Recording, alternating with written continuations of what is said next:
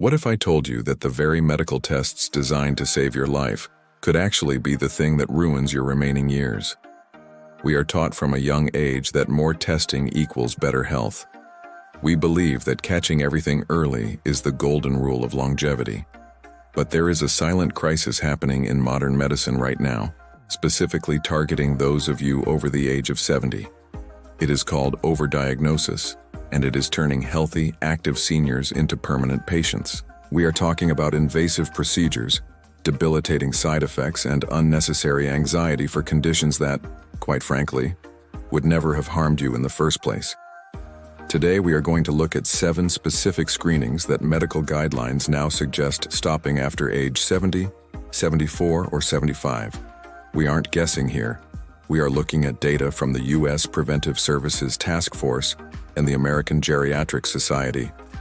These organizations are finally admitting that for many seniors, the harms of these tests outweigh the benefits. If you want to protect your quality of life and stay out of the operating room unnecessarily, you need to watch this video until the very end. Welcome back to the channel. If you are new here, we focus on natural health and empowering you to take control of your aging process. Today, we are having a serious, authoritative conversation about the medical trap of overscreening. Before we dive into the specific tests, we need to understand a core medical concept known as the 10-year rule. This is the guideline used by geriatric specialists. It states that cancer screenings and aggressive preventative tests are generally not recommended if your estimated life expectancy is less than 10 years. Why? Because many cancers and conditions grow incredibly slowly in older age. A test might find something that would take 15 years to become a problem, but if you intervene now with surgery, radiation, or heavy medication, you suffer the immediate side effects today, ruining the quality of the time you have left. We are seeing rates of overuse in screenings ranging from 23% to nearly 40% in seniors, leading to a cascade of medical interventions that do more harm than good. Let's break down exactly which tests you need to reconsider, starting with one of the most controversial ones for men. Gentlemen, let's talk about the PSA test. For decades, you've been told to check your prostate-specific antigen levels annually. However, research now strongly advises against routine PSA screening for men over age 70, and certainly over age 76. Here is the reality. Prostate cancer in older men is extremely common, but it is often microscopic and incredibly slow-growing. Many doctors use the phrase, "You will die with prostate cancer," not of it. The danger isn't the test itself, it's what follows. A slightly elevated PSA leads to a biopsy. A biopsy is painful and carries infection risks. If they find cancer, the pressure to treat it begins. Treatment usually involves surgery or radiation. The side effects of these treatments for men over 70 are devastating. We are talking about chronic urinary incontinence, meaning you might need diapers, and permanent impotence. These are life-altering changes. The statistics show that treating low-risk prostate cancer in this age group does not significantly extend life, but it absolutely destroys the quality of it. If you have no symptoms, chasing a number on a lab sheet might lead you down a road of misery that was completely avoidable. Next, we move to a procedure that is widely pushed, but carries significant physical risks for seniors: the colonoscopy. Current guidelines suggest that for most people, routine screening should stop at age 75. Why stop? Isn't preventing colon cancer important? Of course it is, but a colonoscopy is an invasive procedure requiring heavy sedation and aggressive bowel preparation. For a 40-year-old, the prep is an annoyance. For an 80-year-old, the dehydration and electrolyte imbalance from the prep alone can trigger heart arrhythmias, kidney issues, and fainting spells, leading to falls. Furthermore, the physical structure of the colon changes as we age. The walls become thinner. The risk of perforation, where the scope actually punches a hole in the intestine, increases dramatically after age 75. A perforation is a life-threatening emergency requiring major surgery. Despite this, research indicates significant overuse of this screening in the elderly population. If you have had negative screenings throughout your 50s and 60s, The likelihood of developing an aggressive, lethal colon cancer suddenly in your late 70s is low. The risk of the procedure causing a bleed or a tear is often higher than the risk of the cancer itself. Ladies, this section is for you.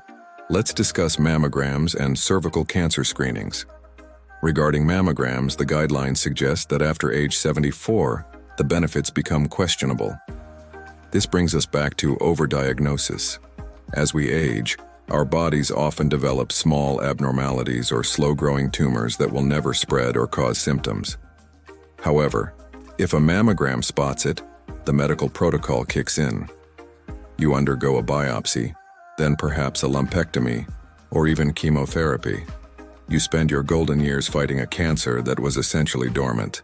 You endure the stress, the hair loss, and the fatigue for a disease that wasn't going to shorten your life. Similarly, for cervical cancer screening, the Pap smear, guidelines are clear. If you are over 65 and have had regular negative tests in the past, you can stop. Cervical cancer is extremely slow developing. If you haven't had it by 65 and you aren't introducing new risk factors, the chance of developing it is minuscule. Continuing these exams creates false positives. A false positive means the test says something is wrong when it isn't. This leads to terrifying follow-up appointments and unnecessary biopsies, causing massive psychological stress for absolutely no health benefit. Now let us look at 2 daily management issues where checking just in case is dangerous. Urine tests and strict diabetes control. First, routine urine testing for bacteria in seniors who have no symptoms is a major error. It is very common for seniors to have bacteria in their bladder without having an infection. This is called asymptomatic bacteriuria. It is harmless, but if a doctor tests your urine routinely and sees bacteria, they prescribe antibiotics. This destroys your gut microbiome and worse, breeds antibiotic-resistant superbugs. When you eventually get a real kidney infection, the antibiotics might not work because you've overused them. If it doesn't burn and you don't have a fever, testing your urine is often a mistake. Second is diabetes. If you are over 75, keeping your blood sugar incredibly low, like a 30-year-old, is dangerous. Aggressive treatment to lower A1C levels increases the risk of hypoglycemia, low blood sugar. Low blood sugar causes dizziness and confusion. In seniors, this is the leading cause of falls and hip fractures. A hip fracture in your 80s drastically reduces life expectancy. The goal for seniors should be moderate control to prevent high sugar symptoms, not aggressive control that leads to falls. We need to stop treating the numbers and start treating the person. The final screening to reconsider is the cardiac stress test for people with no symptoms.